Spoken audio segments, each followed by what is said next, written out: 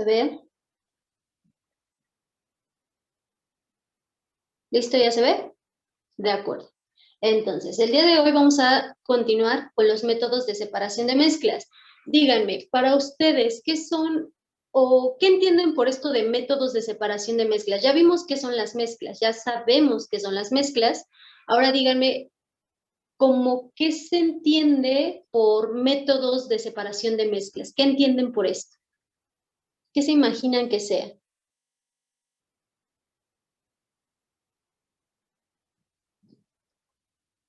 Ángela, Leslie, Lady, ¿qué se imaginan que sea? César.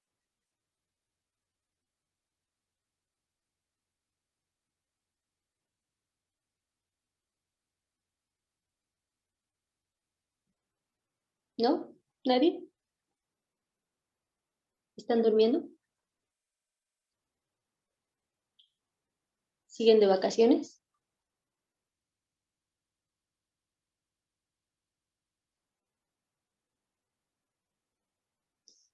¿Me escuchan? ¿Sí? ¿No? Ok, César aquí nos dice que a diferencia de los compuestos, las mezclas sí se pueden separar, ¿de acuerdo? ¿Qué más? ¿Qué más? Leslie, Lady, Ángela, ¿qué más me podrían decir acerca de esto? ¿Están ahí?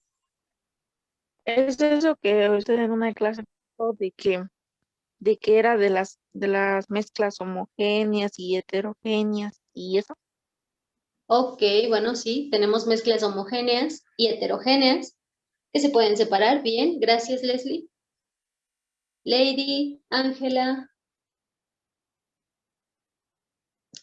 ¿algo más que quieran aportar? ¿No? Lo mismo es que son mezclas que se pueden separar. Ok, bien, de acuerdo. Entonces, sí, como ustedes ya lo dijeron, todos ustedes ya lo dijeron, son mezclas que pueden separarse. ¿Por qué? Porque ya vimos que existen tanto las homogéneas como las heterogéneas, en donde dijimos que las homogéneas son aquellas mezclas en las que los compuestos no se ven a simple vista, pero van a retener o van a tener sus características particulares, características físicas y también químicas. Bueno, parte de qué? De las homogéneas. Ahora, de las heterogéneas dijimos que sus compuestos sí se van a diferenciar, diferenciar y que además se pueden separar. Entonces, en la separación de mezclas, vamos a decir que son aquellos métodos que nos ayudan a separar las mezclas, es decir, en sus diferentes compuestos. Y estos métodos se basan en las propiedades físicas de los compuestos. Recuerden que cada compuesto, cada sustancia que está mezclada va a retener o va a tener sus características, sus propiedades físicas, que esas ya también las vimos. Así que estas propiedades físicas se van a aprovechar ¿para qué? Para poder separarlas. ¿Cuáles son? Bueno, aquí tenemos métodos de separación de mezclas heterogéneas. Recuerden que tenemos dos tipos de mezclas. Entonces, las mezclas heterogéneas se van a poder separar por estos métodos: filtración, decantación, separación magnética y sedimentación. Ok, la filtración, ¿qué creen que sea? Su nombre lo dice.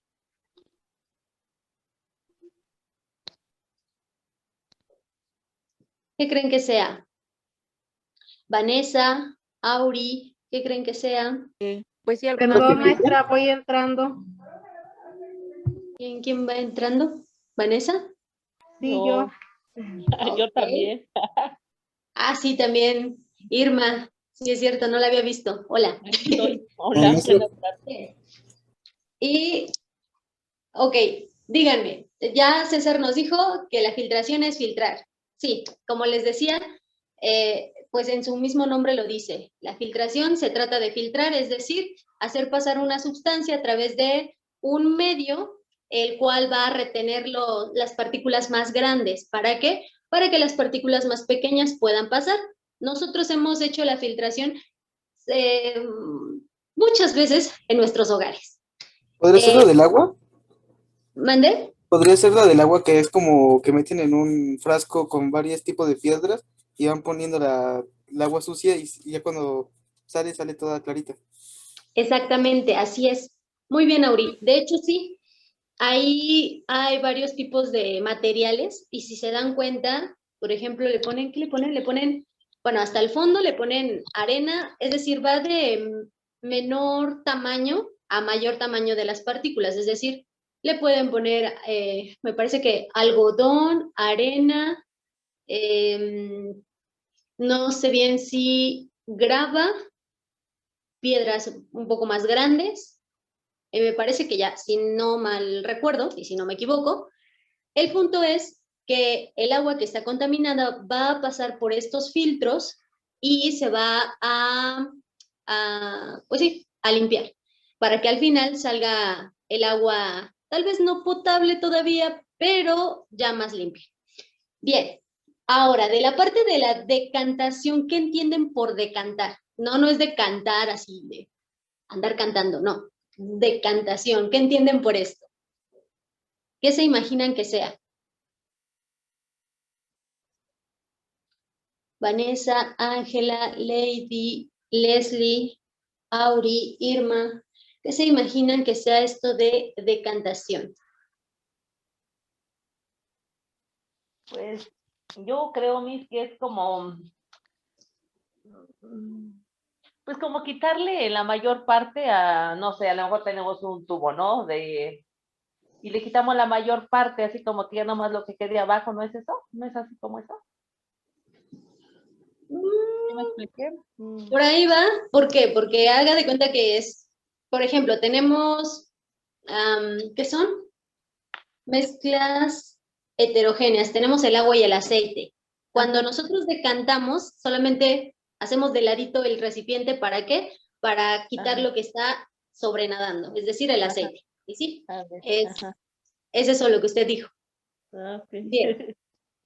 Ahora, la separación magnética, bueno, eso está más sencillo, ¿no? ¿Por qué? Porque se trata de pasar imanes, ¿para qué? Para quitar todo aquello que sea buen conductor, es decir, que se pega a los imanes.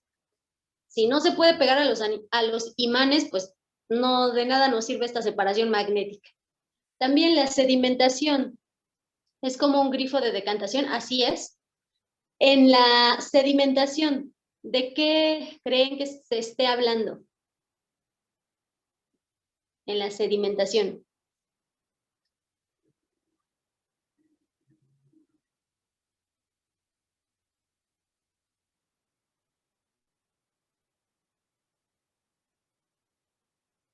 ¿No? ¿No se nos ocurre como de qué sea eso? ¿De sedimentación?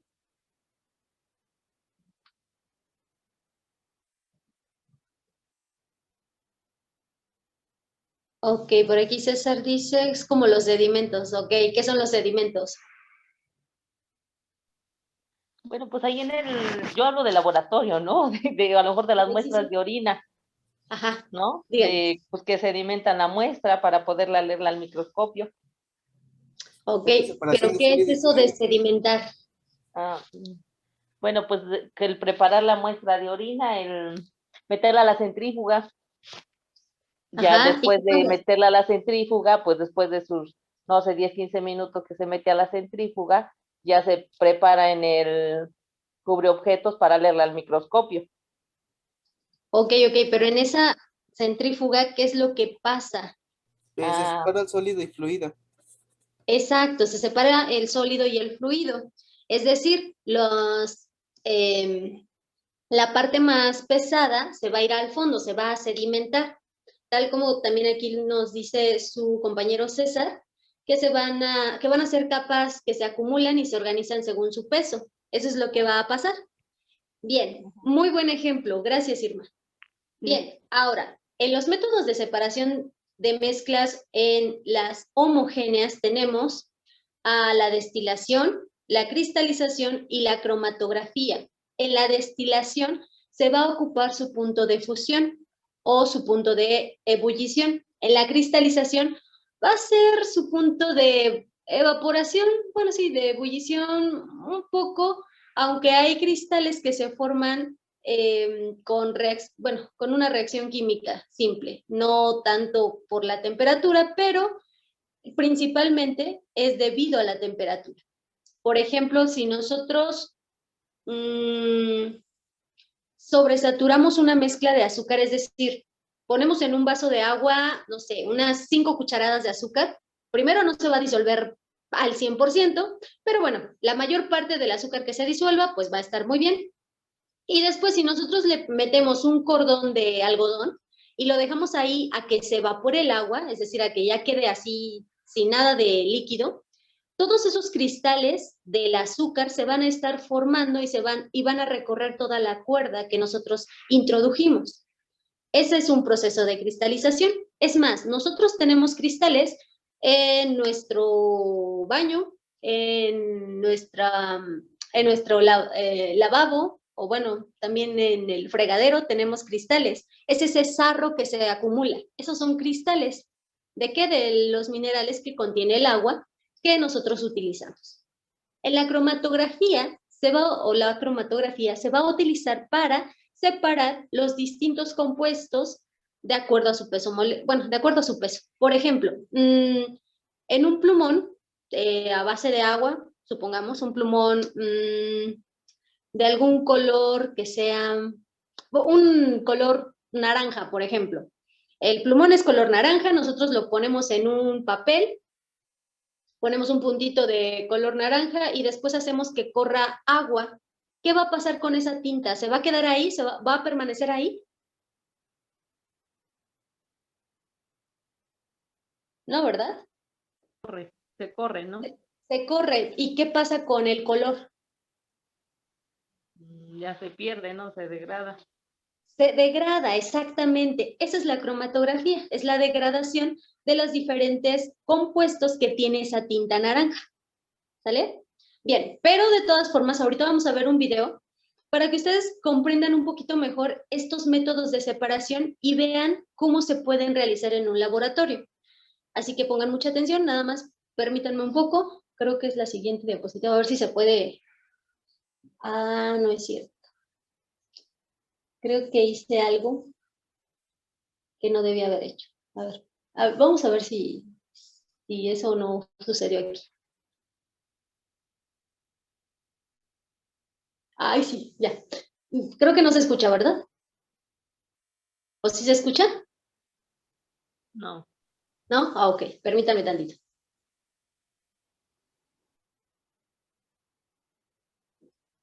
A ver.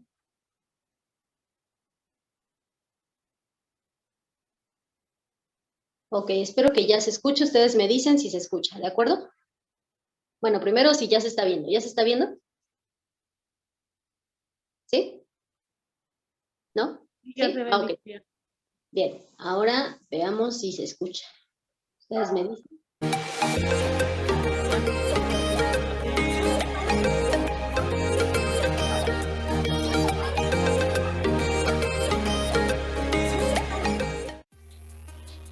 Una sustancia es una forma de materia que tiene composición definida. Son ejemplos de ello el agua, el amoníaco, el azúcar de mesa, el oro y el oxígeno. Las sustancias difieren entre ellas por su composición y se pueden identificar según su aspecto, color, sabor y otras propiedades. Una mezcla es una combinación de dos o más sustancias en las que éstas conservan sus propiedades distintivas. Algunos ejemplos familiares son el aire, las bebidas gaseosas, la leche y el cemento. Las mezclas no poseen composición constante, pueden ser homogéneas o heterogéneas. Un ejemplo de mezcla homogénea se presenta cuando se disuelve una cucharada de sal en agua en la que la composición de la mezcla es uniforme. Sin embargo, al mezclar arena con clavos pequeños de hierro, las dos sustancias se mantienen separadas. En tal caso, se habla de una mezcla heterogénea, porque su composición no es uniforme. En nuestra vida cotidiana, nos encontramos con innumerables mezclas de diversas sustancias en los 3 estados de agregación de la materia. Algunos ejemplos serían el aire, nuestra sangre, el acero, el bronce, el oro blanco, la comida, la leche, el agua de mar, una losa de concreto, la gasolina, las bebidas alcohólicas, etc. La lista sería interminable. Cualquier mezcla, sea homogénea o heterogénea, se puede formar y luego separar por medios físicos en sus componentes puros sin cambiar la identidad de ellos. Los principales métodos de separación de mezclas son decantación, filtración, evaporación, cristalización, centrifugación, imantación, tamizado, sublimación y destilación. Veamos brevemente algunos ejemplos.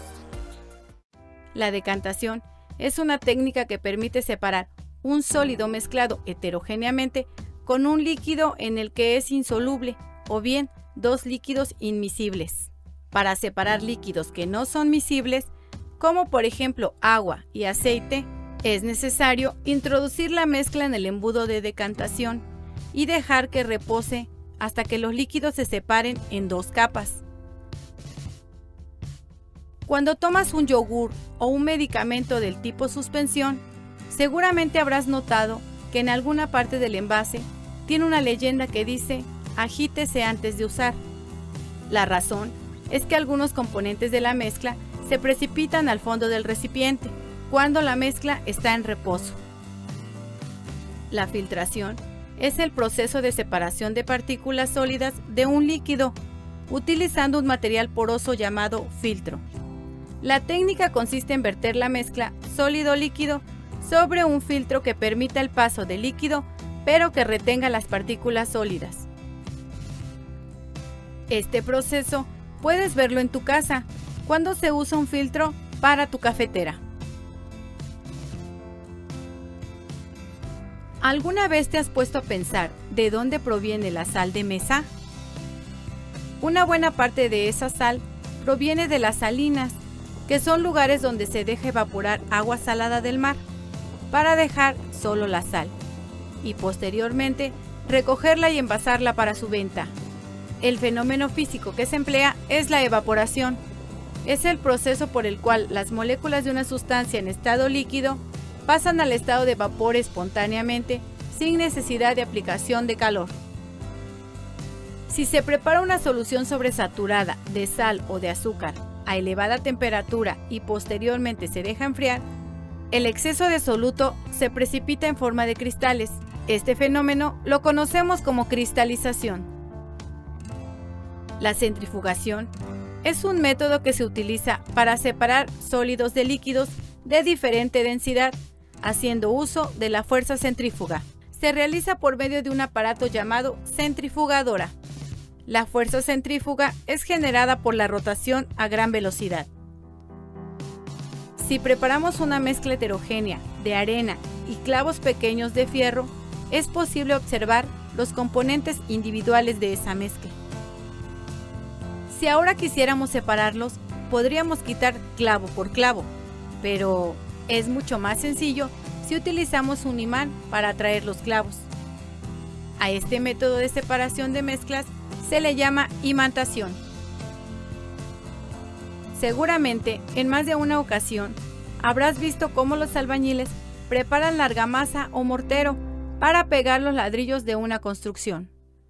La cal se mezcla con arena, removiéndola constantemente para lograr la mayor uniformidad posible, y luego se hace pasar esa mezcla por un cernidor o zaranda para separar los sólidos indeseables. Este método recibe el nombre de tamizado.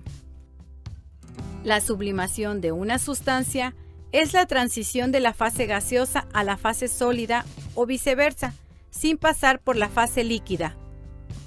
El dióxido de carbono es un ejemplo común de compuesto químico que se sublima a la presión atmosférica normal. El yodo es otro ejemplo de sustancia que produce vapores con calentamiento suave. Una de las aplicaciones de la sublimación se da en la impresión de playeras, gorras o algunos otros artículos publicitarios. La destilación es una técnica que permite separar los distintos componentes de una mezcla líquida. Se basa fundamentalmente en los puntos de ebullición de cada uno de los componentes. Cuanto mayor sea la diferencia entre los puntos de ebullición de las sustancias de la mezcla, más eficaz será la separación de sus componentes.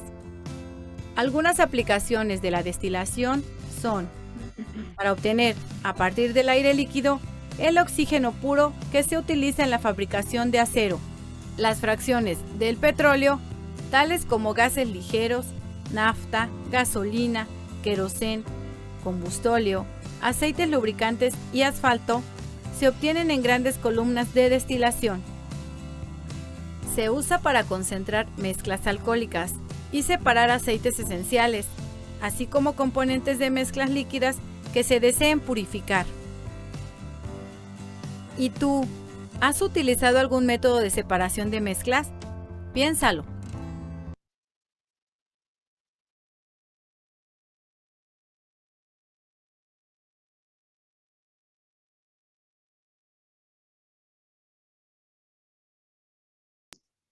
Bien, yo creo que cada uno de nosotros hemos utilizado algún método de separación, tal vez directamente o indirectamente, pero lo hemos hecho. Bien, les voy a pasar otro video, permítanme un poco, por favor. Sí, era el que seguía. Hola, buenas tardes. Hola, buenas tardes. Hoy tenemos examen, ¿verdad? Así es. De filosofía. De filosofía. ¡Ay, qué miedo! ¿Y el miércoles? De taller de lectura y redacción. Y el viernes de química. De química. O sea que este curso de ahorita. Así es. Bueno, está bien. Bien, les voy entonces a pasar el siguiente video. Ustedes me dicen cuando ya se vea y cuando se escuche. Bueno, más bien, si se escucha también.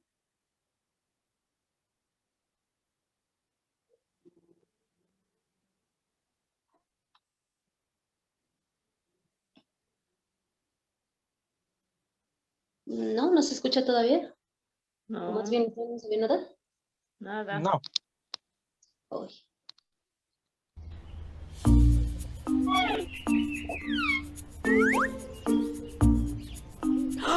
¡Una carta de Salomón! Estimada Vicky, seguramente la planta ya floreció y le salieron sus frutos.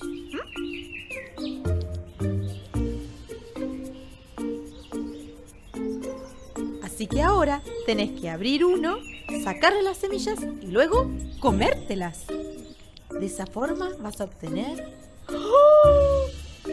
todo el conocimiento del mundo.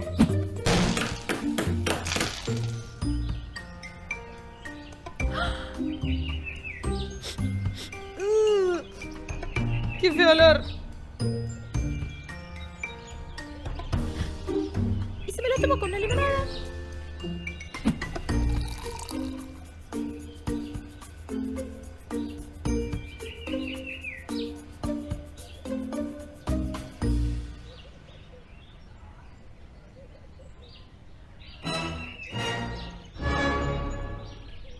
¡Super sabiduría! ¡Allá voy! Cuidado, no mezclar con líquidos. Puede ser fatal. ¡Ah! ¿Y ahora qué hago? Yo ya lo mezclé.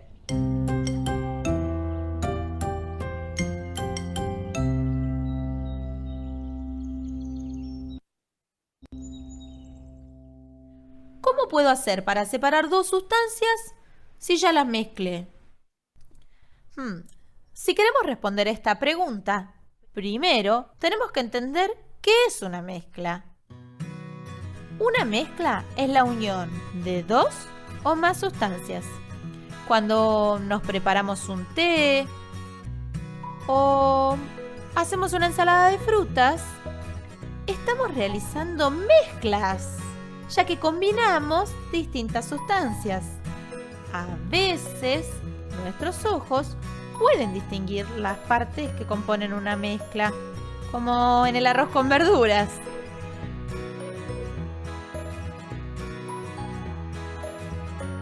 Pero en otros casos no es posible, como en la leche.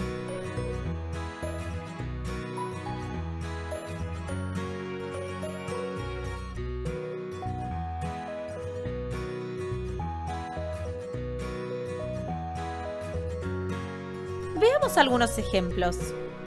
Hay mezclas que están compuestas por diferentes materiales sólidos, como una tarta de zapallitos. Otras que están compuestas por un material sólido y uno líquido, como los cereales con leche.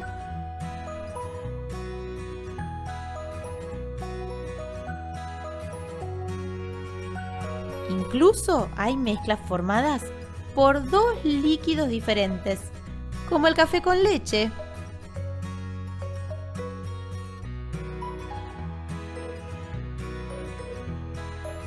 Así como los materiales pueden unirse formando mezclas, también se pueden separar usando distintos métodos.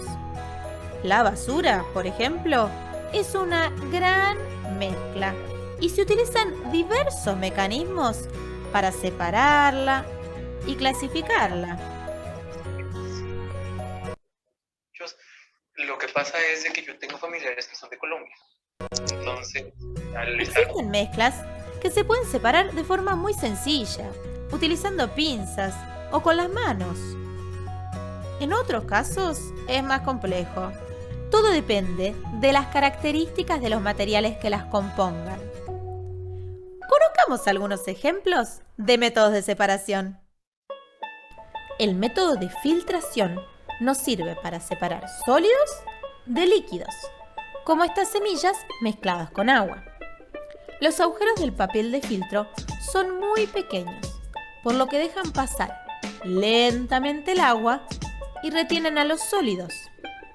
Podemos ver las semillas por un lado y el agua por el otro. Cuando alguno de los materiales presentes en la mezcla es un metal magnético, se puede utilizar un imán para separarlos, ya que este lo atrae y separa de los otros materiales. Conviene envolver el imán en un papel para evitar que las partículas metálicas queden adheridas al mismo. En este caso, separamos las limaduras de hierro de la arena. El método de decantación nos permite separar sólidos suspendidos en un líquido, como el agua de río, que transporta muchas partículas. Si dejamos el agua en un frasco y esperamos un tiempo, esos granitos de piedra, tierra y arena decantan y se van al fondo del recipiente. Cuando la mezcla está hecha con un material sólido disuelto en agua, como el agua de mar, podemos separarlos utilizando el método de evaporación.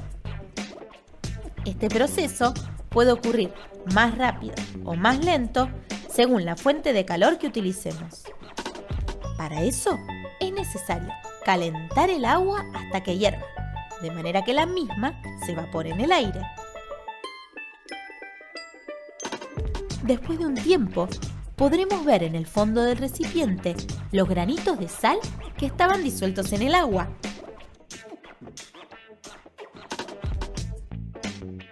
Cuando dos sólidos se mezclan y uno es de mayor tamaño que el otro, como en una mezcla de sal y arroz, podemos separar los materiales utilizando el tamiz. Las partículas más pequeñas, en este caso las de la sal, caen y las otras quedan sobre el colador.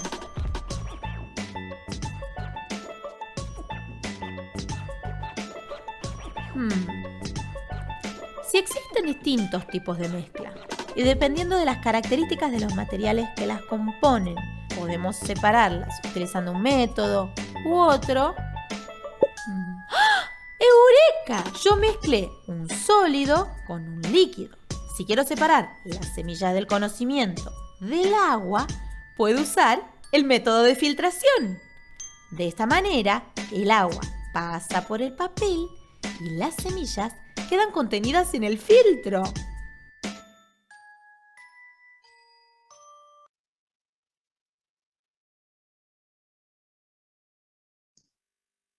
Bien, ahí pudimos ver los diferentes métodos de separación de mezclas, ¿de acuerdo? ¿Hay alguna pregunta, alguna duda con respecto a eso? No, yo no. ¿No? Bien. No. ¿Alguien más? ¿Nadie? ¿Todo bien? Sí, todo bien. Tomaré eso como un sí. Bien, ahora vamos a ver los estados de agregación de la materia.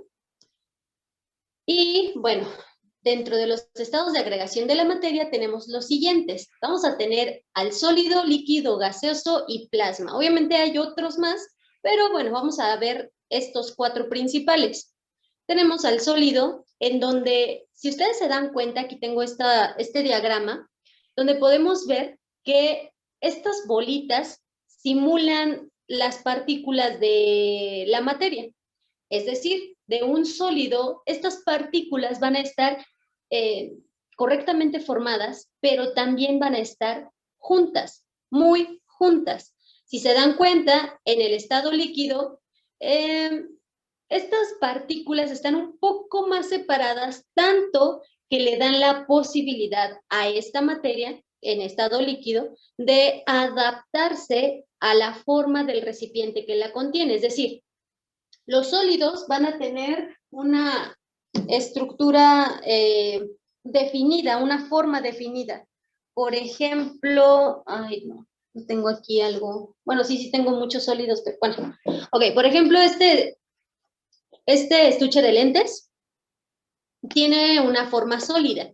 Es decir, si yo lo quiero introducir, ay, no tengo algo en que introducirlo. Por ejemplo, si yo lo quisiera introducir a una caja, este estuche no va a tomar la forma de la caja. ¿Por qué? Porque ya tiene una forma definida. Esta es su forma y no va a cambiar, a menos, claro, que la aplastemos o la destruyamos, sí, cambia su forma. Pero si no, entonces no va a adoptar la forma de la caja en la que se introduzca.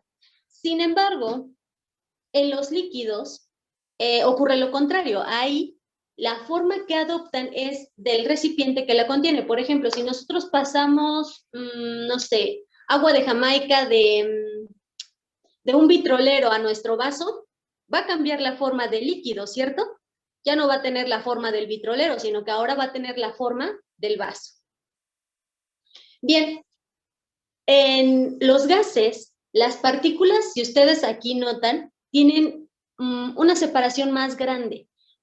Esto ocasiona o esto da pauta a que los gases, además de adoptar la forma de los recipientes que lo contienen, van a tender a expandirse. Es decir, por ejemplo, cuando nosotros inflamos un globo, obviamente lo que nosotros exhalamos, lo que nosotros estamos soplando, pues sí, en parte es vapor de agua, partículas de saliva, sí, pero también estamos exhalando dióxido de carbono. Entonces, ahí hay varios gases, gas del agua, de vapor, pero también dióxido de carbono. Bueno, ya, soplamos. ¿Y qué pasa con el globo? ¿Qué pasa? Se expande.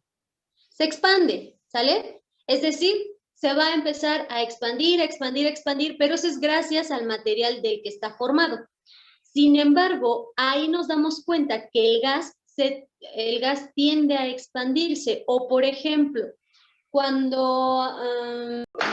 Vamos a jugar.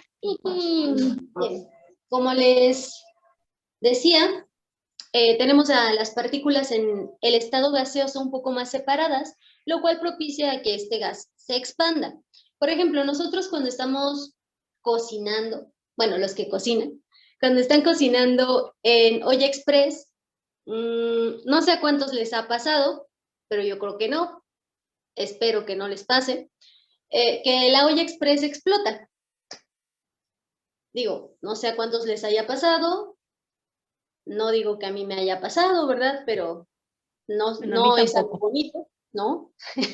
No. Usted Qué me susto. comprenderá que no es nada bonito, ¿verdad? No, qué horror, ¿no? Bueno, pero no es que nos haya pasado, no. Hemos sabido que pues no es bonito cuando explote la olla express, pero bueno, el punto aquí es que, ¿por qué explota la olla express? Bueno, primero que nada, la olla express tiene una válvula por la cual va a salir este vapor cuando se empieza a calentar pues lo que está en su interior, que normalmente pues es agua con algún alimento, normalmente es agua. Entonces, cuando el agua comienza a ebullir, comienza a su punto de ebullición, comienza a tener una temperatura más elevada, entonces comienza a evaporarse y este vapor, como ya vimos, se expande, tiende a expandirse, pero la olla express no es un globo, no está hecho del material del globo, es un metal, por lo tanto, no se va a expandir junto con el gas, más bien el gas debe escapar por algún lado. ¿Para qué? Para que la olla no explote. Pero si la válvula de la olla se tapa, no sé, con algún alimento, un frijol, una haba, lo que sea que estemos cocinando, un pedazo de carne se atoró en la válvula, no deja que escape ese gas.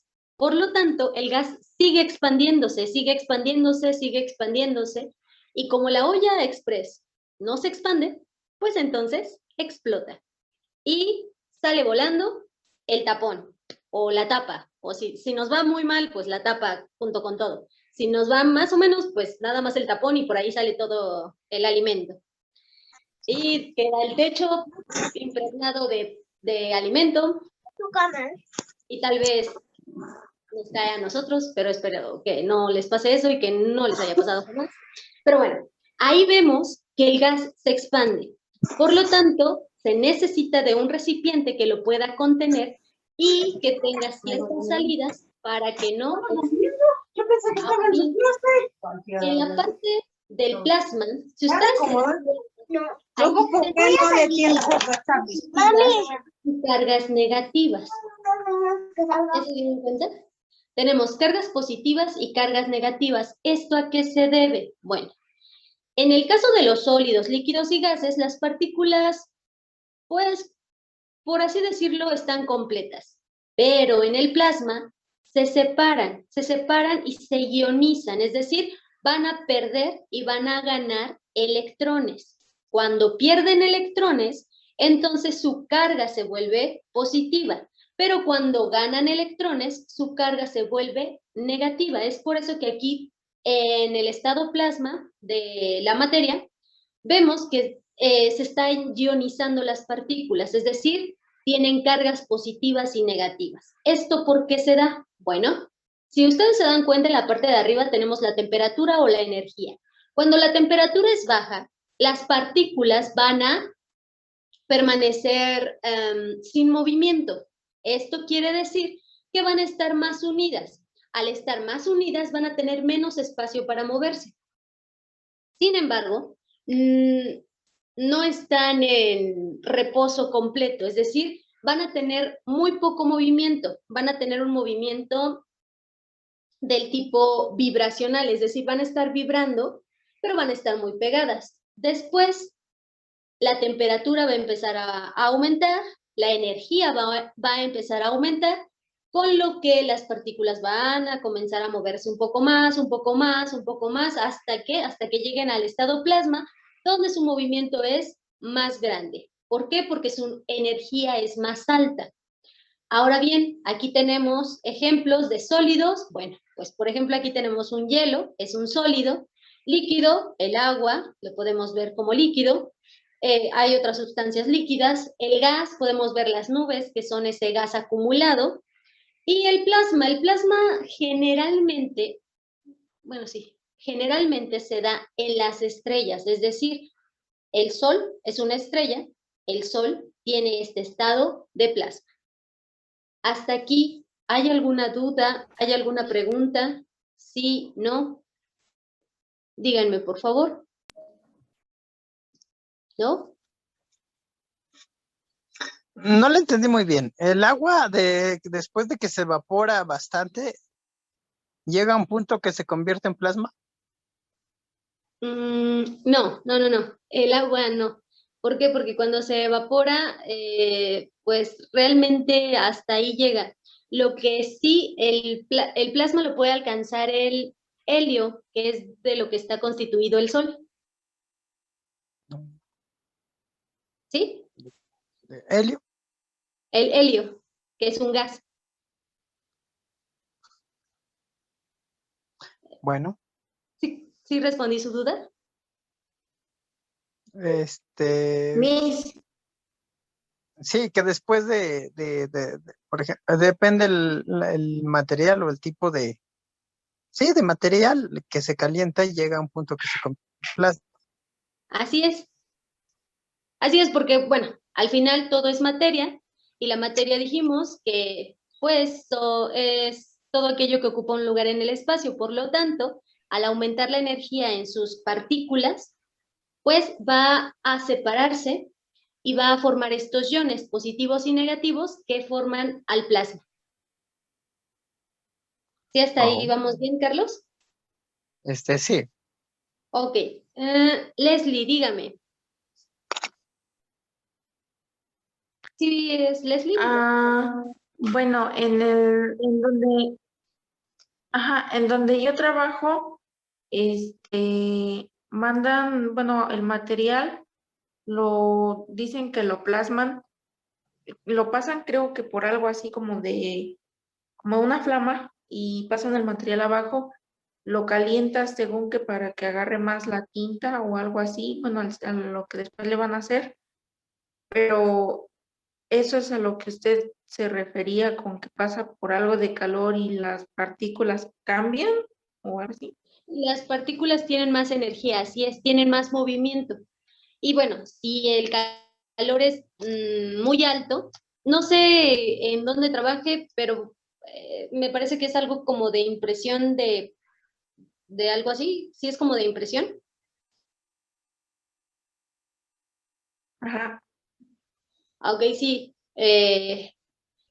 Lo que pasa es que calientan, pues bueno, el material con el que subliman. De hecho, es sublimación, ¿no?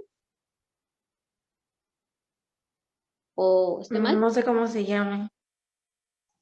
Bueno, el punto es que sí, van a calentar el material con el que van a, pues a hacerse el trabajo, la impresión, lo que vayan a hacer.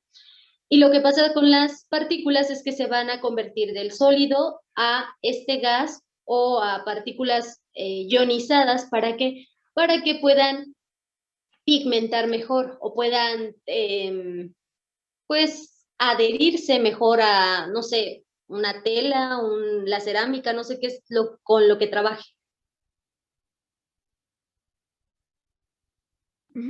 Es plástico. Ok, al plástico, en este caso al plástico. ¿Por qué? Porque, bueno, a nivel atómico, a nivel molecular, las partículas tienen ciertos enlaces que son difíciles de romper, pero que ayudan mucho para que, por ejemplo, mantener la tinta en el plástico para que no se deslave o no se quite a la primera lavada, por ejemplo. Entonces, es ahí donde viene este cambio de temperatura, aumentan la energía, aumentan la temperatura y estas moléculas pueden eh, unirse fácilmente a las moléculas del plástico. ¿De acuerdo? ¿Sí? ¿O hay alguna duda? No, está bien. Ok, bien. ¿Alguien más? ¿Alguna otra duda? ¿Pregunta?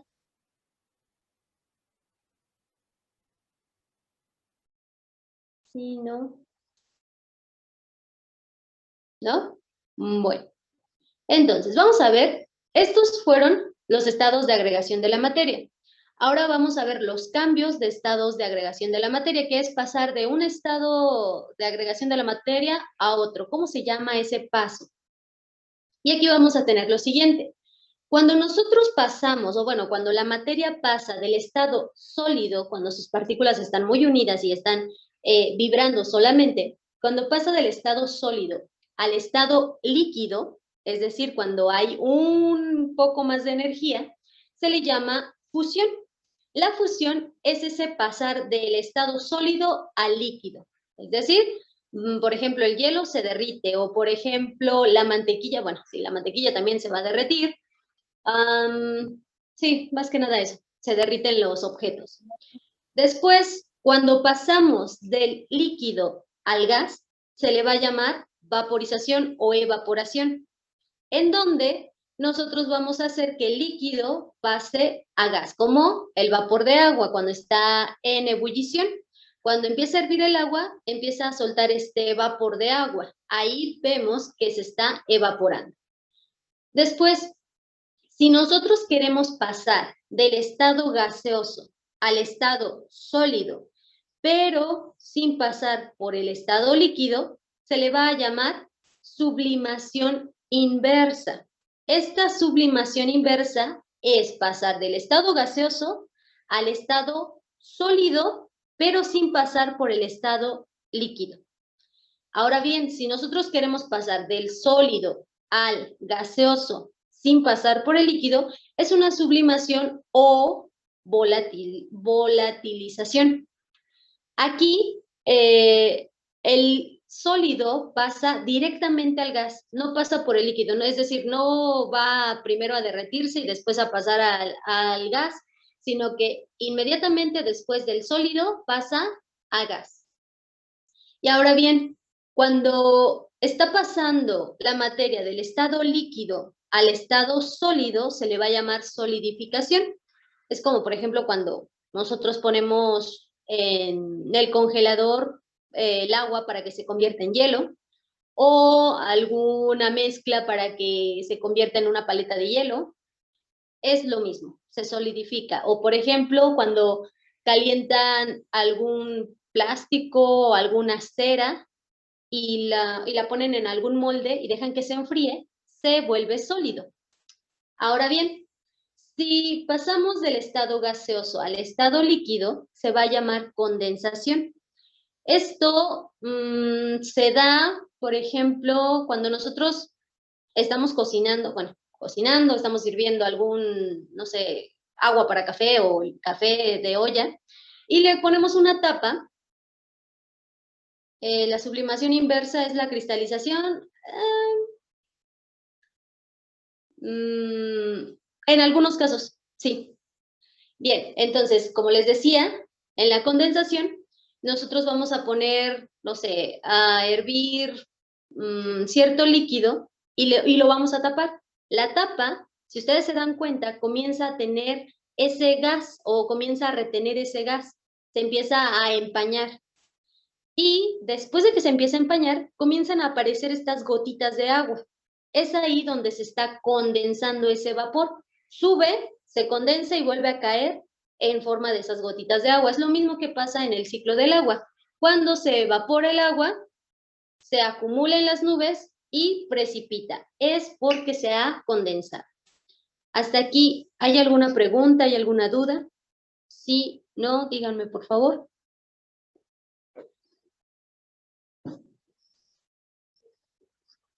¿No? ¿Ninguna? Bien. Ahora vamos a ver los modelos atómicos, pero permítanme por favor. ¿Por qué?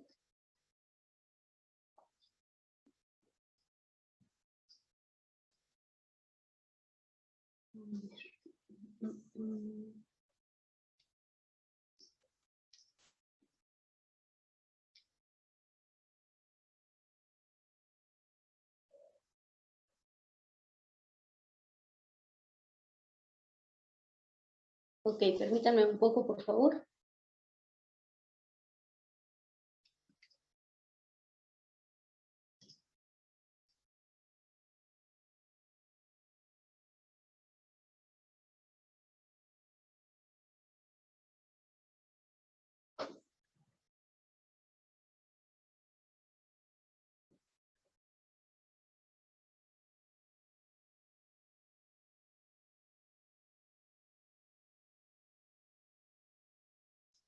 Bien, ustedes me dicen cuando ya se esté viendo, bueno, cuando ya se esté compartiendo la pantalla.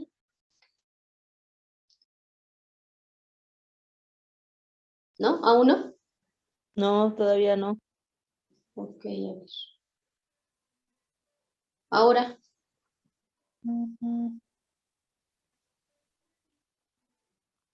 Listo. ¿Listo? Ok. Bien.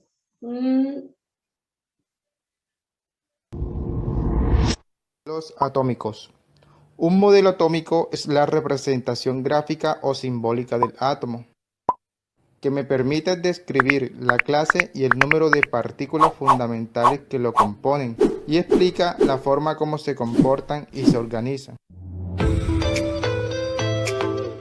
La primera referencia del átomo la dio Demócrito, el filósofo griego, quien consideraba que la materia podía dividirse en pedazos cada vez más pequeños hasta llegar a un punto en que ya no podía dividirse más. Demócrito llamó esta porción átomo, que significa sin división o indivisible. Las ideas de Demócrito surgieron de sí mismo por meditación e intuición. John Dalton. Dalton imaginó que los átomos eran como esferas compactas con tamaños y masas diferentes. Dalton propuso 3 postulados. 1. Los elementos están formados por partículas muy pequeñas llamadas átomos, los cuales son indivisibles e indestructibles. 2. Todos los átomos de un elemento son iguales y poseen el mismo peso, mientras que los átomos de diferentes elementos, además de ser diferentes, tienen distintos pesos.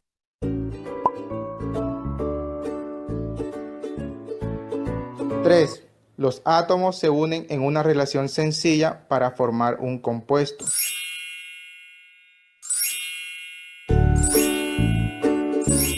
Joseph Thomson. Thomson creía que el átomo era como una esfera de materia uniforme, cargada positivamente, donde se encontraban insertadas las partículas negativas, es decir, los electrones. Lo novedoso de este modelo es que incluía dentro del átomo una nueva partícula de carga negativa, que hasta entonces era desconocida, el electrón. Descubierta por Thomson al realizar un experimento con tubos de rayos catódicos. Thomson pensó que como el átomo era neutro, debería existir una parte positiva que contrarrestara las cargas negativas del electrón. El descubrimiento del electrón logró desechar el primer postulado de Dalton, ya que desde este momento se considera el átomo divisible, también llamado modelo del pastel de pasa, debido a la semejanza que tienen los electrones con las uvas pasas insertadas en el pudín. Ernest Rutherford. Este modelo establece que el átomo está formado por 2 partes, el núcleo y la corteza. El núcleo es la parte central de tamaño muy pequeño, donde se encuentra toda la carga positiva y prácticamente toda la masa del átomo. La corteza casi un espacio vacío muy grande en comparación con las dimensiones del núcleo.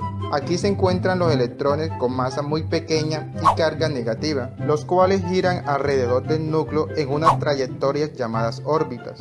El átomo es neutro, porque posee el mismo número de cargas positivas en su núcleo que cargas negativas.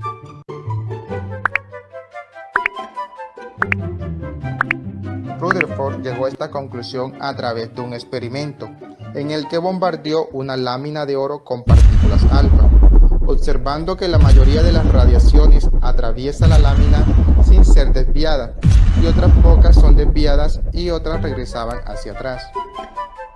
Modelo atómico de Niels Bohr.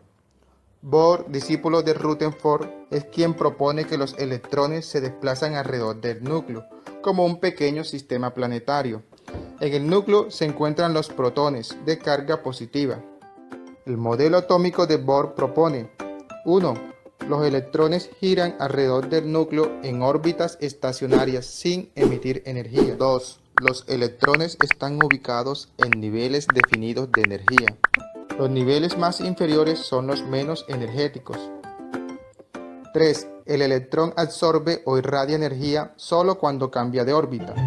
Por ejemplo, Si el electrón pasa de una órbita interna a otra externa, entonces absorbe energía. Si pasa de una órbita externa, que es de mayor energía, a otra más interna, entonces el electrón emite energía. Otro aporte de Bohr es que los electrones poseen energía y se mueven en forma de onda. El modelo atómico actual es conocido como modelo mecánico ondulatorio o mecánica cuántica. En el núcleo se ubican los protones y neutrones y a su alrededor los electrones. En este modelo los electrones no giran en órbitas alrededor del núcleo, sino en orbitales. Los orbitales de los subniveles S tienen forma esférica. Los orbitales de los subniveles P tienen forma ovalada. En cada subnivel P hay 3 orbitales P. Los orbitales son regiones del espacio en torno al núcleo, donde hay una alta probabilidad de encontrar a los electrones. El electrón se puede comportar como partícula y como onda. Se tiene en cuenta el principio de incertidumbre, que dice que no es posible establecer al mismo tiempo la velocidad y la posición del electrón con suficiente precisión como para demostrar su trayectoria, o sea que no se puede determinar su recorrido. Por último, se habla de 4 números cuánticos que describen el comportamiento del electrón.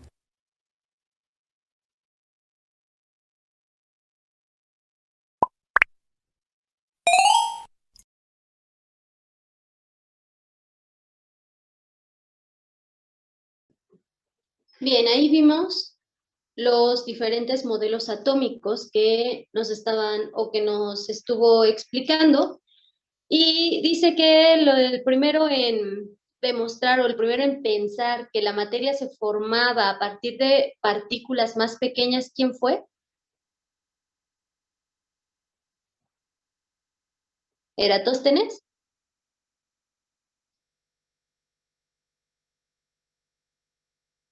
¿No? ¿No fue él? Entonces, ¿quién fue? Aristóteles.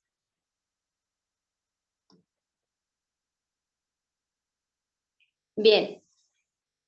Obviamente era un filósofo. Recuerden que toda ciencia comienza con la filosofía porque comenzamos a filosofar, a preguntarnos acerca del porqué de las cosas, y él decía que la materia estaba formada por distintas partículas más pequeñas.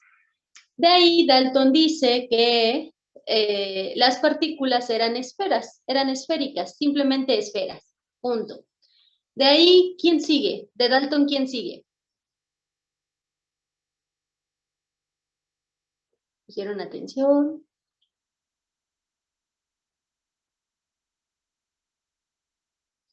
Thomson. ¿Qué nos decía Thomson acerca del átomo? Es un modelo, pues, sencillo, pero famoso por el nombre que llevaba. El modelo de Thomson. Pastel de pasas sí, pastel de pasas. O budín de pasas, como quieran llamarlo, en donde las pasas emulaban la carga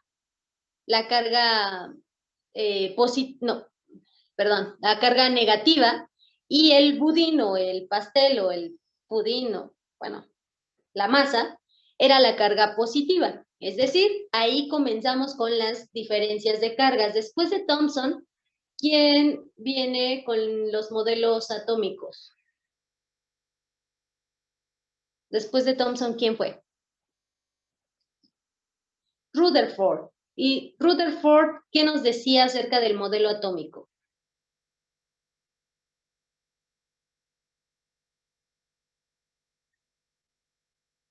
Él también decía que habían cargas positivas y negativas, y nos mostró que no estaban dentro de la carga positiva, sino que estaban en órbitas, como ya nos menciona su compañero César, que estaban en órbitas que giraban alrededor del núcleo y que en el núcleo había cargas positivas. Nada más, cargas positivas. No, aquí todavía no menciona a los neutrones, pero que los electrones estaban en órbitas alrededor del núcleo y que solamente había cargas positivas y cargas negativas. Después de Rutherford, ¿quién viene?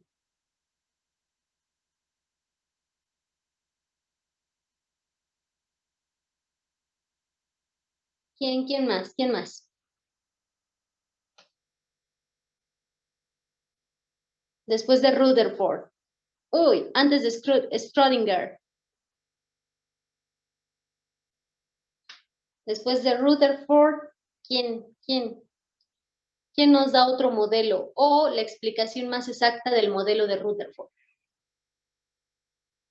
Bohr, exactamente, Bohr.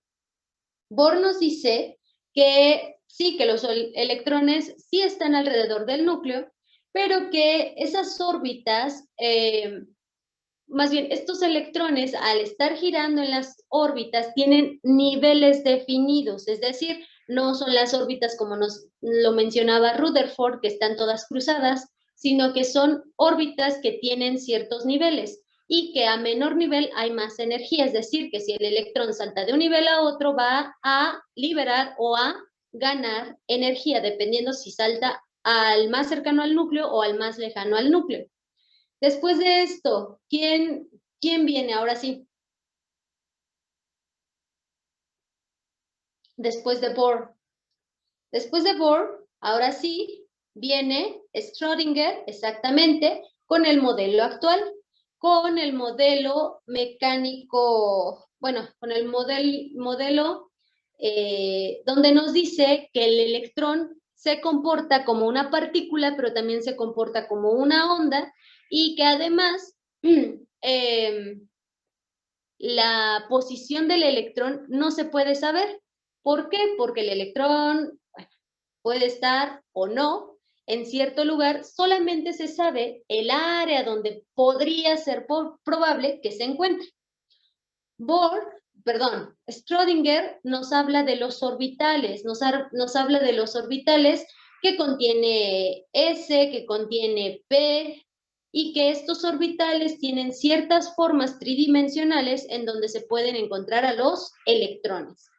Después de aquí, bueno, también nos habla acerca de los números cuánticos que más adelante vamos a estar viendo, y que estos números cuánticos le dan ciertas propiedades a los electrones de nuestro átomo.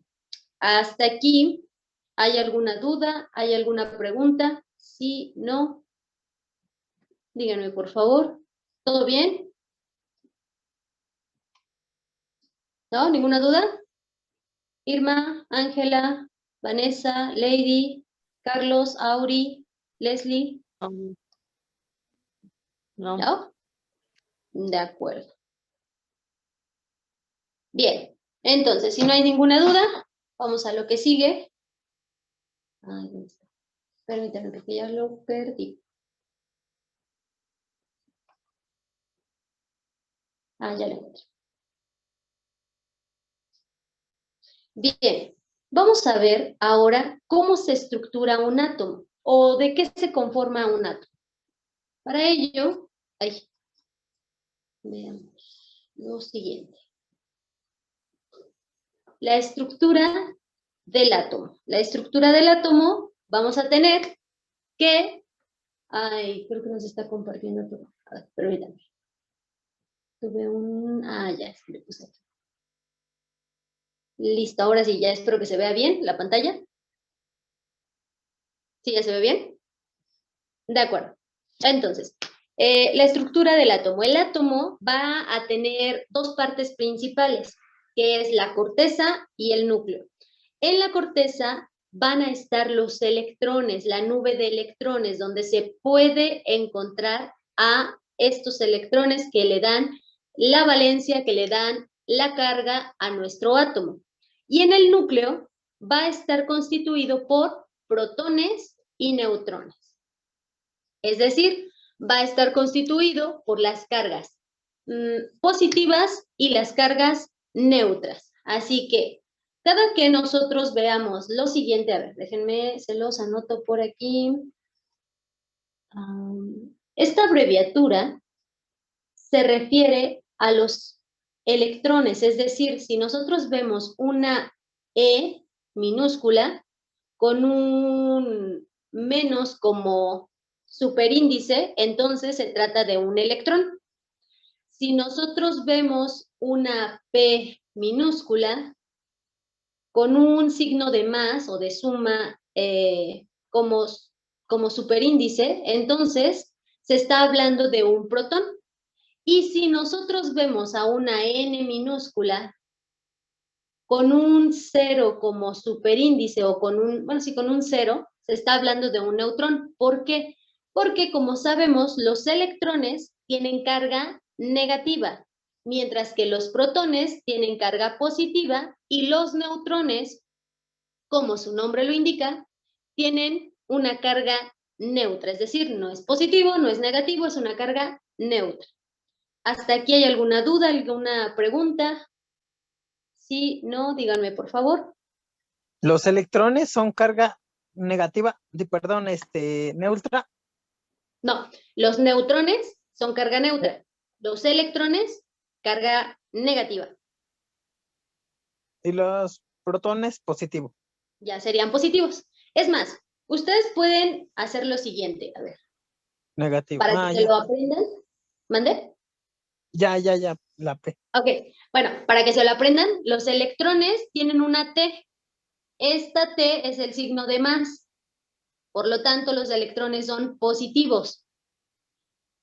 Ay, no es cierto, no es cierto. A ver, me equivoqué. Lo siento.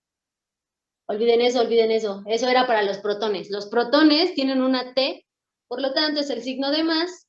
Entonces los protones son positivos. Los electrones tienen una L. Ese es el signo negativo. Y los neutrones, pues tienen neutro, el prefijo neutro, en donde nosotros ya sabemos que su carga va a ser neutra, es decir, 0, no es positiva, no es negativa. ¿De acuerdo? ¿Hay alguna duda, alguna pregunta hasta aquí? Si no, díganme por favor. No hay nada. ¿No? De acuerdo. Bien, entonces recuerden, electrones son negativos, protones son positivos, neutrones son neutros. Electrones, su abreviatura es una E con un signo de menos arriba, es decir, como superíndice. Los protones es una P con un signo positivo en la parte de arriba y los neutrones es una N con un 0 en la parte de arriba. ¿Sí? Bien. Ok. Ahora, vamos a ver cómo vamos a identificar en la tabla periódica nuestros elementos. Por ahí les dije de alguna tabla periódica, ¿verdad? Que podían ustedes verla en internet. Sí les dije, ¿verdad? Y les dije que estudiaran. Sí. No me acuerdo. Si no me acuerdo, no pasó. Ah, mire, no creo, pero ahorita se lo recuerdo de todas formas porque, ¿qué creen? El viernes es su examen, entonces sí se tendrían que haber acordado. Pero sí, la tabla periódica, ya ven que les había dicho que si ustedes gustaban comprarla y tenerla ahí en físico, pues está bien, pero si querían pues ahorrarse eso de comprarla y tenerla en físico y simplemente buscarla en internet, por ahí les di una página en la que ustedes podían buscarla. Y se llama AP, o sí, ¿no? AP Table, ¿sí? O ya me equivoqué. Según yo, sí era esta. A ver, de todas formas, la busco para que ustedes también se acuerden de qué tabla les dije. Y bueno, entonces, pero mientras la estoy buscando, ustedes se dan cuenta que el número de protones que tiene un átomo se va a llamar número atómico, ¿sale? El número atómico va a estar dado por este... Ah, ok, no les dije de la aplicación. Bueno, pero sí estudiaron. Yo espero que sí. Ok, bueno. Vamos a ver la API table. Ok, entonces, como les decía, el número atómico en los elementos, su número atómico va a estar dado por el número de protones que se encuentra en su átomo. Es decir, si tienen, no sé, 8 protones, entonces su número atómico va a ser el 8. Si tienen 40 protones, el número atómico de ese elemento va a ser 40. Así que también este número se va a denotar o se va a abreviar con la letra Z. El número atómico se denota con la letra Z, que es la que está justo ahí, el número atómico. El número de neutrones de un átomo se va a llamar número neutrónico. Es decir, el número de neutrones pues se va a dar con la letra N. Ese número de neutrones normalmente o generalmente es el mismo número de protones. ¿Por qué? Porque si ustedes se dieron cuenta, el átomo en el núcleo está formado por protones y neutrones. Debe haber el mismo número de protones que de neutrones. ¿Para qué? Para que ese elemento sea estable y no reaccione, no reaccione bruscamente en condiciones sencillas, en condiciones normales. Ahora bien, la suma del número atómico que damos, que son los protones, y el número neutrónico, es decir, protones más neutrones, me va a dar el número másico. El número másico va a estar dado por la letra A. Este número másico es la masa del elemento. Por ejemplo, ¿cuánto pesa? Aquí tenemos al flúor, que su número másico es de 19, es decir, su masa atómica es de 19. Tabla periódica. Estoy buscando la tabla periódica. En un átomo neutro, es decir, que no tiene carga ni positiva y tampoco negativa, vamos a tener el número de electrones va a coincidir con su número atómico, es decir, va a tener el mismo número de protones que de electrones. ¿Por qué? Porque va a tener una carga neutra, es decir, van a tener, no va a ser ni positivo ni negativo. Esto se da en la tabla periódica. Ninguno de los elementos que están en la tabla periódica tienen cargas ni positivas ni negativas. ¿Por qué? Porque todos tienen el mismo número de electrones y el mismo número de protones. Cuando hay diferente número de electrones, es cuando se dice... Bien, entonces estábamos en la explicación de un elemento que está en la tabla periódica. Ahorita vamos a ver la tabla periódica. Y tenemos que en un átomo neutro, el número de electrones va a ser el mismo que el número de protones. Dijimos que si hay más electrones, entonces la carga del elemento se va a volver negativa. Ahora bien, si hay menos electrones que protones, la carga se va a volver positiva. ¿Por qué? Porque los electrones son los que llevan esta carga negativa. Entonces, si hay menos electrones, va a ser positivo el elemento. Pero si hay más electrones, va a ser negativo el elemento. Es ahí donde se convierte en un guión.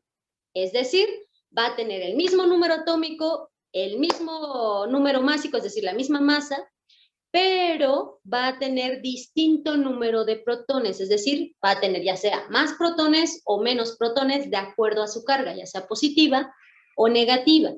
Ahora bien, también en los elementos vamos a encontrar a los isótopos. Los isótopos van a tener el mismo número atómico, es decir, el mismo número de protones, pero van a tener distinta masa, es decir, su número neutrónico, es decir, sus neutrones van a ser diferentes. Ahorita en la tabla que vamos a ver, vamos a entender un poco más esto. Entonces, en la tabla periódica, ustedes van a tener el símbolo del elemento, van a tener su número másico y van a tener su número atómico. Para ello, les voy a pedir que si pueden, por favor, busquen esta tabla periódica, déjenme se las comparto. Ay, ¿dónde está? Aquí está. Se llama P-Table, o bueno, P-Table, así la buscan en internet y la van a encontrar. Justo aquí está. ¿Sí la estamos viendo? Sí. ¿Sí? Bien. Entonces, ustedes la van a encontrar y, por ejemplo, nosotros nos vamos a posicionar... Ay, ya. A ver, permítanme, por favor. Ok, ya, creo que ya. Nos vamos a posicionar, por ejemplo, en el sodio. Ahí. Sí, sí se está viendo. Que no me... Sí se ve. Bueno, ya se trabó un poquito. Ok, ya se detuvo esto. Ya, ¿Ya? ¿De nuevo? ya se ve. Bien.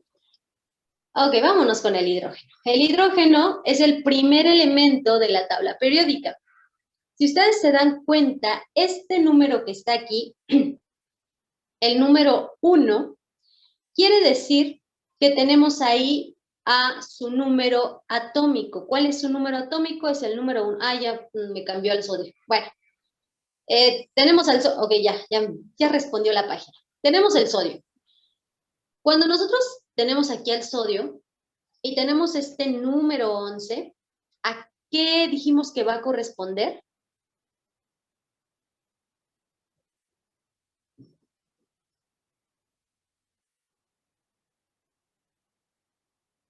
Este número 11, ¿a qué corresponde?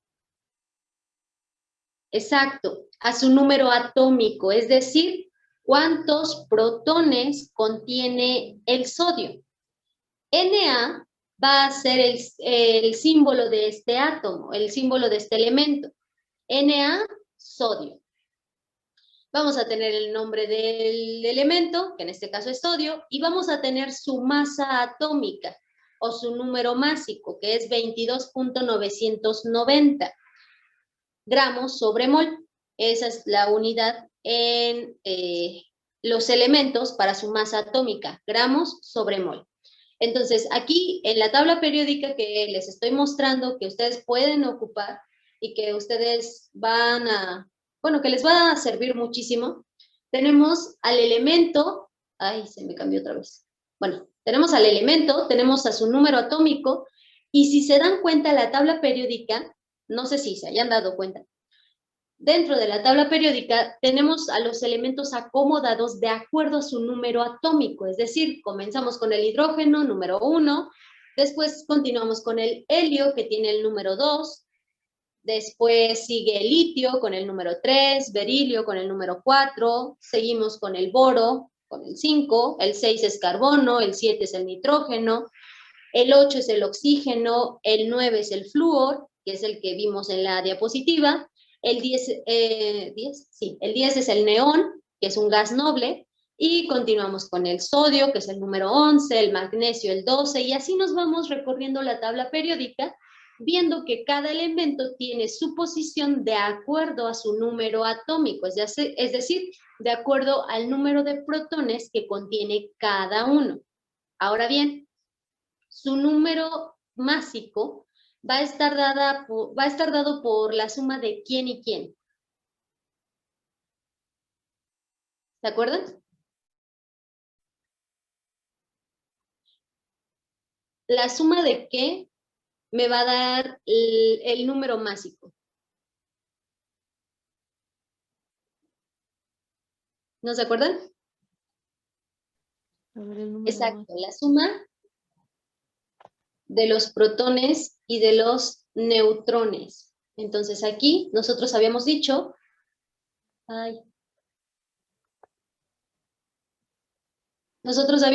que el número másico va a estar dado por la suma del número atómico, que son los protones, y los neutrones, el número neutrónico. Esa va a ser la masa atómica. Bien, entonces, por favor, si ustedes pueden acceder a esta tabla periódica, estaría muy bien. Y bien, vamos a ver las características de la tabla periódica. Algunas de las características son que los elementos están presentados en orden creciente siguiendo su número atómico, cantidad de protones de izquierda a derecha y de arriba hacia abajo, como nosotros ya lo vimos, ¿cierto? Que va del 1, 2, 3, 4, 5, 6, 7, 8, 9, 10, 11, 12, 13, 14, 15, 16, Y así se va progresivamente. Ok, entonces, para que ustedes puedan verlo. Ahora bien, la tabla también está estructurada en 7 filas y 18 columnas llamadas periodos y grupos respectivamente. Pero antes de continuar, vamos a darle paso a Coral, que nos va a pasar lista. Sí. Sí, ingeniero, muy buenas tardes. ¿Sí me Ah, escuchan? ok, buenas tardes. Sí. Buenas tardes, chicos. Para tomar esta Buenas sesión- tardes. Buenas tardes. Va a ser algo rápido. Agustín Hernández, Lady Mariel. Presente. Lady. Aspeitia Lamilla, Leslie Ivonne. No está, ¿verdad? Ay, sí estaba, pero creo que ya no se pudo conectar. Tenía fallas en la conexión. Fallas en su... Ok, bueno, le voy a poner asistencia. Sí, gracias. Bravo Jasso, Ángela Saraí. Presente. Domínguez Bolaños, Auri. Auri Giret. Ay, sí estaba. Sí estaba, pero ya no está. Ok, voy a comentarle. García Gómez, Saúl. Giovanni. No, el nombre. ¿No? No. González Castillo, Jorge. No, me dijo que estaba en algo de su trabajo y que no podía conectarse el día de hoy. Bueno, vamos a ponerlo. Hernández Bautista, Carlos. Presente. Muy bien, gracias, Carlos. Hernández Núñez, Vanessa, Jacqueline. Presente. Presente. Muy bien, Jacqueline, gracias. Herrera, Elizabeth. No se conectó el día de hoy.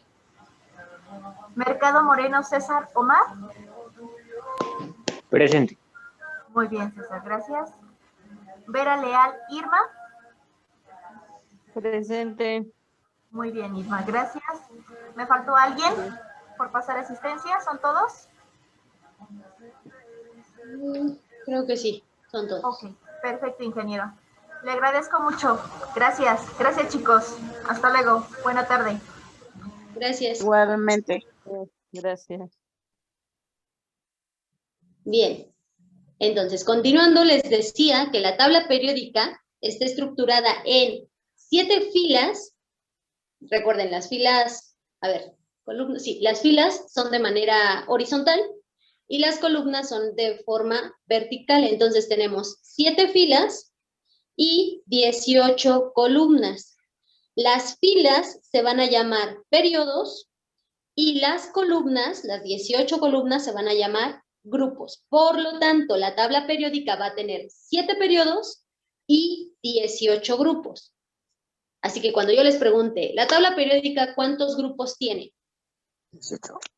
18. Exacto, 18. ¿Y cuántos periodos tiene? 7. 7, muy bien, exactamente. También, esta tabla periódica va a estar seccionada en 4 bloques que vamos a ver más adelante también, que son el bloque S, P, D y F. Esto se debe a los niveles de energía que contiene o que maneja cada uno de los elementos. Ahora bien, aquí vamos a tener entonces, no me deja avanzar. Aquí tenemos entonces la clasificación de los elementos. Vamos a tener que son 18 grupos. Aquí tenemos el 1A, 2A, 3B, 4B, 5B, 6B, 7B, 8B, 9B, 8B, pero aquí abarca estos 3 grupos, el 1B, 2B, el 3A, 4A, 5A, 6A, 7A, 8A. Pero para cuestiones más simples, pues nos vamos a ir con 1, 2, 3, 4, 5, 6, 7, 8, 9, 10, 11, 12, 13, 14, 15, 16. Ahí me salté como 2. A ver, 1, 2, 4, 6, 8, 10, 12, 14, 16, 18. Si se dan cuenta, son 18 grupos. Y por ahí César mandó un mensaje. Ok, y César nos pregunta, ¿los periodos son los niveles de energía? Sí, así es. Ahí vamos a ver cierto, bueno, de acuerdo al periodo en el que se encuentre, va a ser el número de niveles de energía que maneja cada uno de los elementos. Por ejemplo, aquí tenemos al al hidrógeno en el periodo 1, es decir, solamente maneja un nivel de energía. Al litio lo tenemos en el periodo 2, maneja 2 niveles de energía. El sodio está en el periodo 3, maneja 3 niveles de energía. Entonces, como vemos, aquí tenemos a los periodos del 1 al 7, pero me van a decir, ¿y estos dos qué? Ah, bueno, si se dan cuenta, este de aquí, los elementos, los lantánidos, corresponden al periodo 6 y deberían ir justo por aquí. Deberían ir justo por aquí. Ahorita lo vamos a ver en la tabla actualizada, que es la que les mencioné que les va a servir demasiado. Justo aquí deberían ir tanto los lantánidos como los actínidos. Esta parte de aquí se debería abrir un poco más para pasar o para permitir que entren los lantánidos y los actínidos, pero por cuestiones de espacio, pues se cierra ahí y solamente se pasan hacia abajo. Pero aquí vemos que pertenecen al periodo 6 y al periodo 7. Ahora, los niveles o los orbitales, tenemos al orbital S, que es esta parte de aquí, estos dos periodos, perdón, estos dos grupos. El orbital D pertenece a estos grupos de aquí, en medio. El orbital P son estos grupos de acá, que son los que están más a la derecha, y el orbital F corresponde a los lantánidos y a los actínidos. Ahora bien, aquí también se van a clasificar como metales alcalinos, metales alcalinotérreos, como halógenos, como gases nobles y como metales de transición. Ahora vamos a ir a la tabla periódica que tenemos acá para que podamos verlos un poco mejor, porque como les digo, está actualizada. Entonces, vamos a ver. Aquí tenemos a los distintos elementos, y si se dan cuenta, me dice que estos que están de color como naranja van a ser alcalinos. Estos estos elementos son alcalinos, mientras que los alcalinotérreos son los que están al siguiente periodo, al siguiente grupo, el grupo 2. Estos son alcalinotérreos. Los lantánidos, como ya les mencioné, son los que van en el periodo 6, en el grupo 3, ¿de acuerdo? Comienzan en el grupo 3, obviamente ahí ya tenemos distintos elementos. Y se llaman lantánidos, ¿por qué? Porque comienza con el lantano. Es por eso que se llaman lantánidos. Y también la parte de abajo, el periodo 7, también se van a llamar actínidos porque comienzan con el actinio. Entonces, esta fila de aquí se va a llamar se van a llamar lantánidos, grupo de los lantánidos y grupo de los actínidos. Es también lo que tenemos acá. Los actínidos son los de abajo y los lantánidos son los de arriba. Ahora bien, los metales de transición, ¿qué hice? Permítanme tantito. No sé qué pasó. Le di clic en lugar de quitarlo. Ok, como les mencionaba, los metales de transición van a ser los que están comprendidos entre el grupo 3 y el grupo 12 del periodo 4, 5, 6 y algunos del periodo 7, como lo vemos aquí. Están como en color salmón, no sé de qué color lo ven ustedes. Salmón o rosa creo que sí, como entre rosado y salmón, pero son los únicos que están coloreados. Es eso. También los metales del bloque P, que es lo que veíamos, son estos que forman como un pequeño triángulo. Los semimetales van a ser aquellos que están justo encima del pequeño triángulo. ¿Ya vieron? Estos de aquí. Estos van a ser semimetales y los no metales, que son otros no metales, son los que están justo encima de los semimetales, formando otro triángulo, y los gases nobles, que son los que están en el último grupo del lado derecho. ¿Hasta aquí hay alguna duda, hay alguna pregunta? Sí, no, díganme por favor.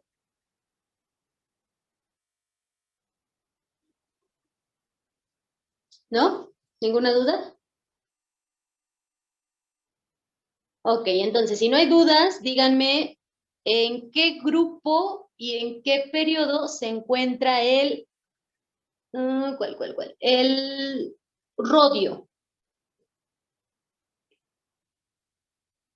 El rodio. ¿En qué grupo y en qué periodo? El rodio está en periodo. Rodio. En el grupo 2, periodo 7. Ok, grupo 2, periodo 7, sería el radio. ¿Y qué dijo? Rodio. Ah. Es A veces se confunde. en el grupo 9. Ok, en el grupo 9, pero ¿en qué periodo? ¿En qué periodo está? Pepe. En el ¿Ya está, 5. grupo 9? En el 5. Periodo 5. Ok, y justo ahí está el rodio, que es RH, rodio. Muy bien. Ahora díganme dónde está el antimonio. Antimonio.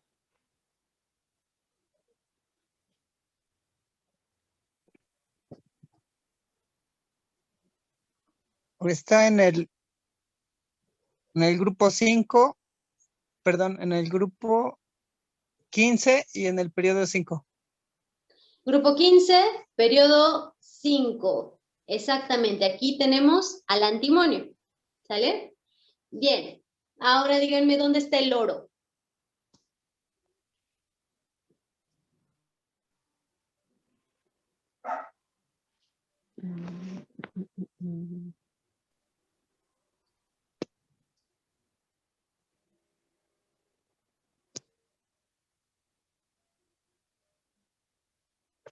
Ya está en el grupo 11. Y en el periodo 6. Exactamente, ahí tenemos al oro. Ahora bien, vamos a hacer unos pequeños ejercicios, más bien van a hacer unos pequeños ejercicios, pero para ello, déjenme, les comparto mi pantalla. Bueno, como les mencionaba, pueden consultar esta tabla. De hecho, aquí van a tener distinta información que ustedes van a necesitar, como por ejemplo, bueno, estamos en el oro, tenemos su peso atómico, que es 196.966569, que redondeado se quedaría como 196.97. Tenemos sus niveles de energía, 2, 8, 18, 32, 18, ahorita vamos a ver acerca de ellos. Su electronegatividad, vamos a ver para qué nos va a servir. Su punto de fusión, es decir, cuando este elemento se va a convertir del estado sólido al estado líquido, que es a los 1064.18 grados Celsius, y su punto de ebullición cuando va a evaporarse a los 2856 grados Celsius. ¿Qué otra cosa les puede servir de aquí? A ver, permítanme. Aquí. También les va a servir. Ay, no me deja bajar. Ok. Listo. Aquí también les menciona. Les menciona cuándo se descubrió. Y les dice qué tipo de metal es, que es metal de transición. También ustedes pueden irse a la parte de arriba donde dice electrones. Déjenme que cargue la página para que veamos los electrones. Y bueno, justo aquí en los electrones les va a dar lo siguiente. Les va a decir la configuración atómica o la configuración electrónica del elemento. Por ejemplo, vámonos con el más sencillo, que es el hidrógeno. Ahí. Que como vimos, pues es 1. Ya está, el hidrógeno. El hidrógeno, su configuración electrónica va a ser 1s2. Su configuración electrónica expandida, pues va a seguir siendo 1s2 porque es lo más sencillo. Su nivel de energía, dijimos que solamente va a tener 1 porque está en el primer periodo, y solamente va a tener 1, y sus números cuánticos van a ser L, M y N. Cuando L vale 0, M vale 0 y N vale 1. Y su forma tridimensional va a tener la siguiente estructura, que es esto de aquí, que es como una esfera como cortada a la, como que le cortaron la cuarta parte. Bien, ahora vamos a realizar un ejercicio para que veamos de qué se trata todo eso, qué es eso de la configuración, qué es esto de los números cuánticos y cómo es que se utilizan los niveles. Para ello, déjenme les comparto mi pantalla, pero al compartirles mi pantalla, más bien se va a apagar mi cámara, porque les voy a compartir la pantalla de mi tablet, no de la computadora. Ay, no, ¿por qué no hace tiempo?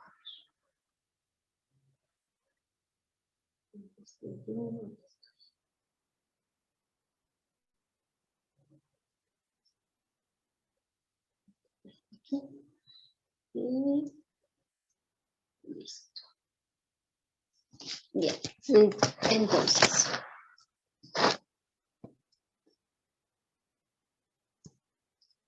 Veamos.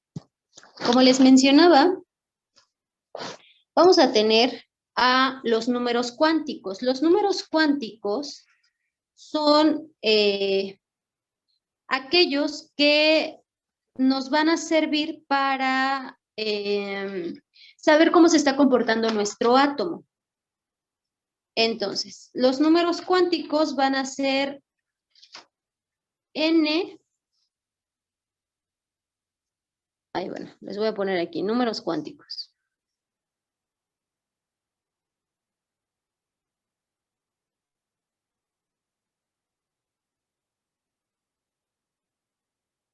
Y tenemos al número n.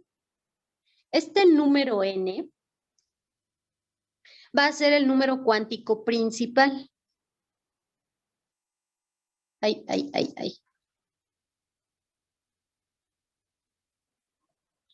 Ahora bien, ¿por qué es principal? Porque nos va a decir qué tan lejos o qué tan cerca del núcleo se va a encontrar la densidad electrónica, se van a encontrar los electrones. Entonces, los números que va a tomar esta n van a estar entre el 1, 2, 3, 4. Nuestro número siguiente o el siguiente número va a ser L. Esa es una L minúscula, solo que la puse así para que no se confunda con un 1. Y L se va a llamar número cuántico azimutal.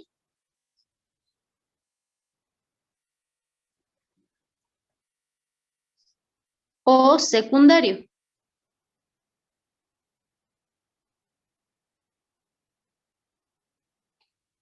Este número secundario va a depender de n. Y este número nos va a indicar qué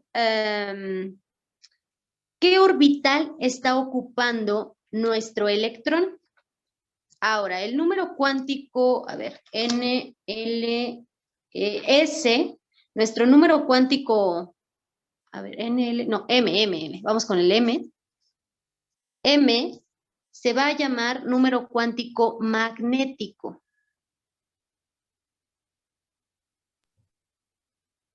Este número cuántico magnético va a depender de L. Si se dan cuenta, L depende de N, M depende de L. ¿Y por qué es nuestro número cuántico magnético? Porque va a describir la orientación del orbital en el espacio, es decir, me va a marcar si está en el orbital más cercano o más lejano a cero. Ahorita vamos a ver por qué estoy hablando de esto. Y nuestro último número, ahora sí, es NLMS. Nuestro número S se llama así más bien se llama spin o número spin o giro del electrón. ¿Pero por qué se llama así? Porque nos va a decir hacia dónde está girando nuestro electrón. Si está girando hacia la derecha, si está girando hacia la izquierda, si es un giro positivo o si es un giro negativo. Ahora bien, de aquí vamos a ver cómo se encuentran estos números cuánticos. Estos números cuánticos se van a encontrar de la siguiente manera. Vamos a tener una tablita en donde vamos a colocar a N, a L que depende de N. 1, 2, 3, ok, aquí. N, L. Y tenemos a los subniveles.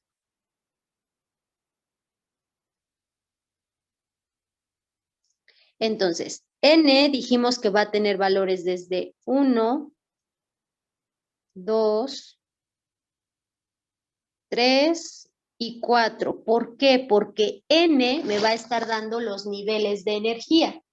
Y dijimos que, por ejemplo, si tenemos un nivel de energía, entonces L va a ser igual a N menos 1. Así que si N vale 1, ¿cuánto va a valer L? Si N vale 1, ¿cuánto vale L?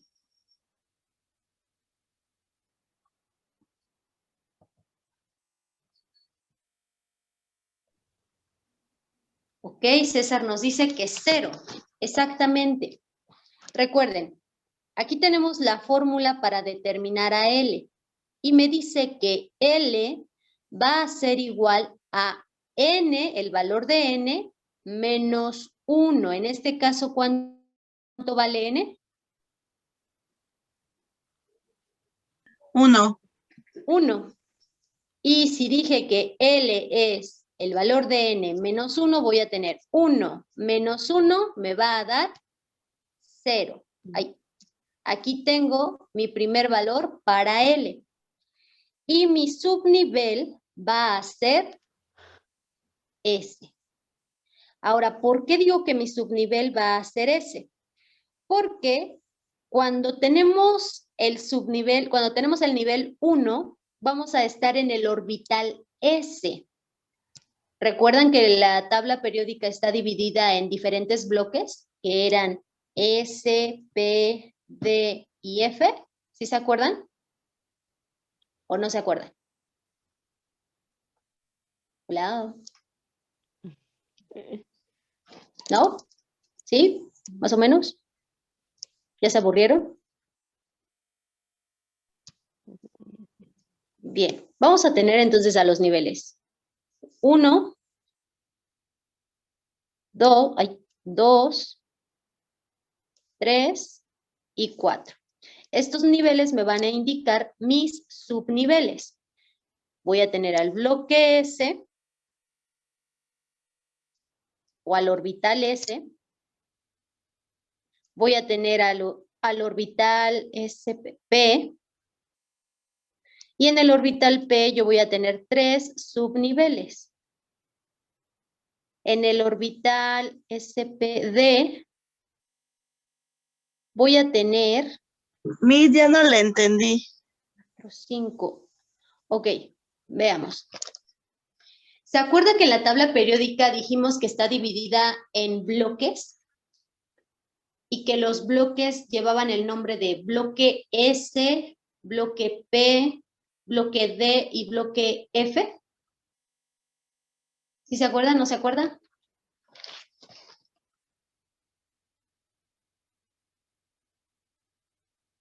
¿No? ¿No se acuerdan de eso? No, mis. A ver, veamos. Vamos a repetirlo.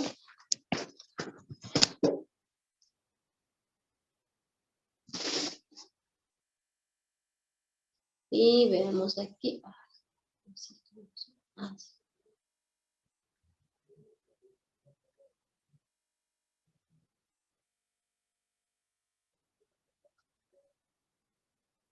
Ok. En la tabla periódica que tenemos aquí, que les dije que les va a servir mucho, ahí. Bueno, vamos a tener al bloque S, P y D. S, P, D y F. Son 4 bloques. S, P, D y F. Justo aquí los tenemos. Nos dice que el bloque S va a corresponder a los primeros 2 grupos. El bloque P va a corresponder a los últimos 2, 4, 6 grupos. El bloque D corresponde a los grupos intermedios. A partir del grupo 3 hasta el grupo 12 van a estar en el bloque D. Y el bloque F va a corresponder a los lantánidos y a los actínidos. ¿Sí ya vieron esta parte? Ay, creo que está muy arriba. Ahí. Sí. Bloque S, primeros 2 grupos. Bloque P, últimos 5 grupos. Bloque D abarca del grupo 3 al grupo 12. Y ahí tenemos al lutecio y al laurencio de los lantánidos y los actínidos. El bloque F va a abarcar a los lantánidos y a los actínidos. ¿Sí ya vieron esta parte de los bloques? Sí. Bueno, ¿Sí ya nos acordamos de esto? ¿Cuántos bloques son? 4. 4. Perdón. ¿Cuáles son? El bloque S, bloque D, bloque P y bloque F. Exactamente. S, P, D y F. ¿De acuerdo? Ajá. Cada uno de estos bloques, a su vez, tiene subniveles. El bloque S solamente tiene un subnivel. El bloque P va a tener 3 subniveles.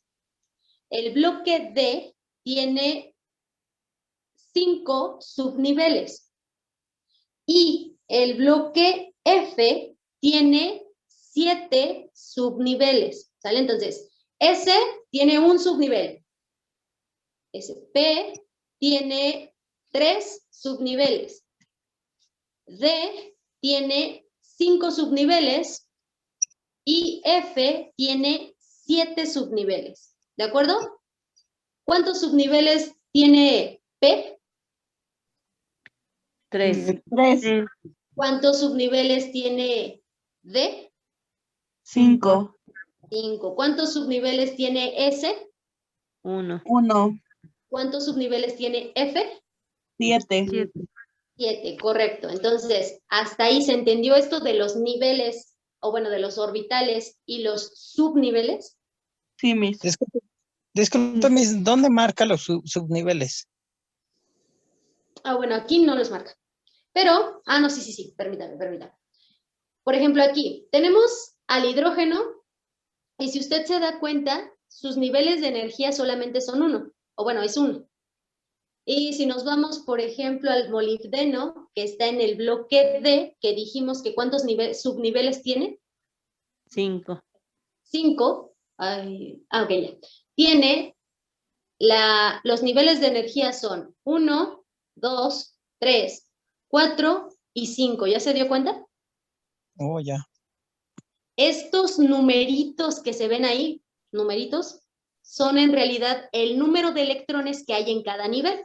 Es decir, en el molibdeno, en su primer nivel que está cerca del núcleo, hay 2 electrones. En su segundo nivel hay 8 electrones. En el tercer nivel hay 18 electrones. En el cuarto nivel hay 13 electrones. Y en el último nivel, que es el más externo, solamente hay 1 electrón. ¿Ya se dio cuenta de esto? Sí. Bien. Y por ejemplo, ese es en el bloque D. En el bloque P, ¿cuántos subniveles dijimos que tiene? 3. 3. Vámonos con el fósforo. Bueno, ahorita que reaccione. Ya. El fósforo tiene 3 subniveles. En el primer nivel hay 2 electrones, en el segundo nivel hay 8 electrones y en el tercer nivel hay 5 electrones. Ya se dieron cuenta que hay solamente 3 subniveles, no hay más, porque está en el bloque P. Y ahora vámonos con el bloque F, que dijimos que ¿cuántos subniveles maneja? 7. 7. Nos vamos con el actinio. Ay. Ok. Y vamos a ver. 1, 2, 3, 4, 5, 6, 7 subniveles o 7 niveles de energía. Y también, primer nivel, 2 electrones. Segundo nivel, 8 electrones. Tercer nivel, 18 electrones. Cuarto nivel, 32 electrones. Quinto nivel, 18 electrones. Sexto nivel, 9 electrones.